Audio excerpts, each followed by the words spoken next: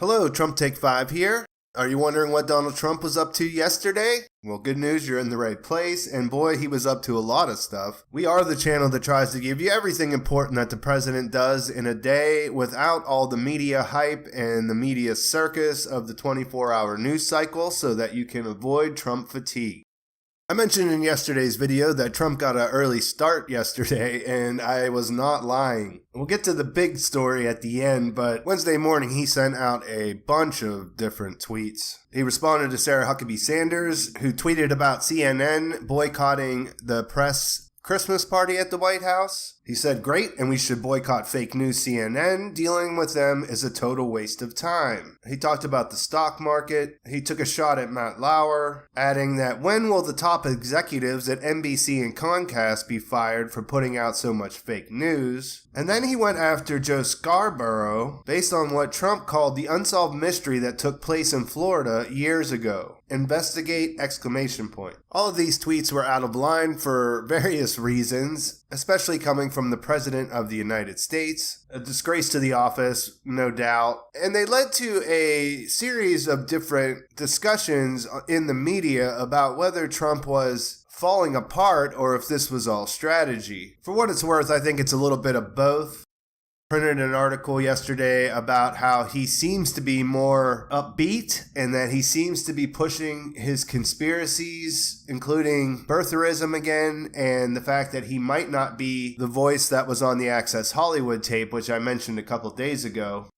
The Post reported that over the holiday, he was walking around painting the rosiest possible picture of all the situations he's having going on. That includes the Robert Mueller probe, which Trump has been overheard saying will be over by Christmas and he'll be exonerated. But as we know, none of that is sounding very true, especially now that things have been moving forward with Flynn. So I think that he is losing it. He's trying to protect his brand, but his strategy still is to try to say outrageous things to draw the public's attention from it. His son, Donald Trump Jr., has agreed to meet with the House Intelligence Committee on December 6th. This will be the first time that they can question Trump Jr. over his contacts with Russia during the campaign. And the big news yesterday was that Donald Trump, President of the United States, retweeted from his official Twitter account 3 anti-Muslim videos that came from a far-right British activist. They were the type of videos, clickbaity videos, that are unverified and just supposed to shock and anger people and get them angry at Muslims. Sarah Huckabee Sanders defended the tweets because she said that they show the need for national security and military spending. Theresa May said that Donald Trump was wrong for sharing the videos. You would think that he would check his sources before he would do something like this, but it's not surprising. I wish it was. And it's very clear what he was trying to do. He's trying to feed on fear and anger, and there's really just no place for that in our government.